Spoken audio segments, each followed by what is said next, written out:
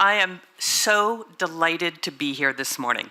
This has been a long time coming. Well, a long time in technology time. And it is a really important event for Silicon Savannah. Silicon Savannah, Silicon Valley, all the tech hubs of the world, they are not places, they are state of mind. They are those connections that are made every day over coffee, in the park, the minds coming together to innovate.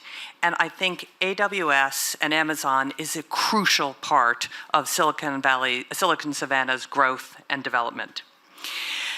For those of you who don't know, I grew up with Amazon.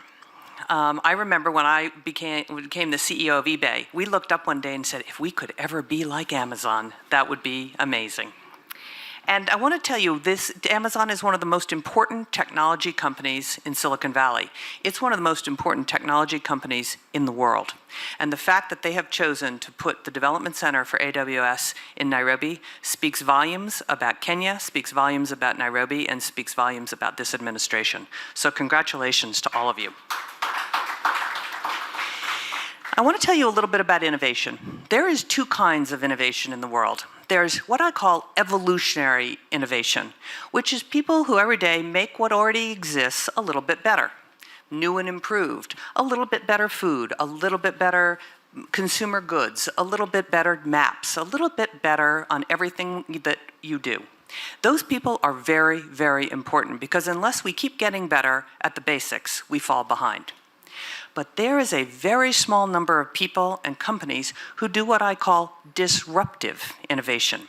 That's different than evolutionary innovation. Disruptive innovation are the people who build things that never existed before. Think about the airplane, the train, the car, the early development of the IBM 3600 that began to power the technology age. If you think about the PC, you think about all these big changes in technology, often there is a small people who figure out how to do something that has never been done before. Amazon is one of the few companies that have figured out two things that were completely disruptive innovation. One was e-commerce. Amazon was the pioneer of e-commerce on the internet. And then the second thing that Amazon did was AWS. Before AWS, you had to build your own data center. You had to set up your own data center, you had to buy your own servers and storage and networking. Today, you just tap into AWS and other cloud service providers and you're up and running.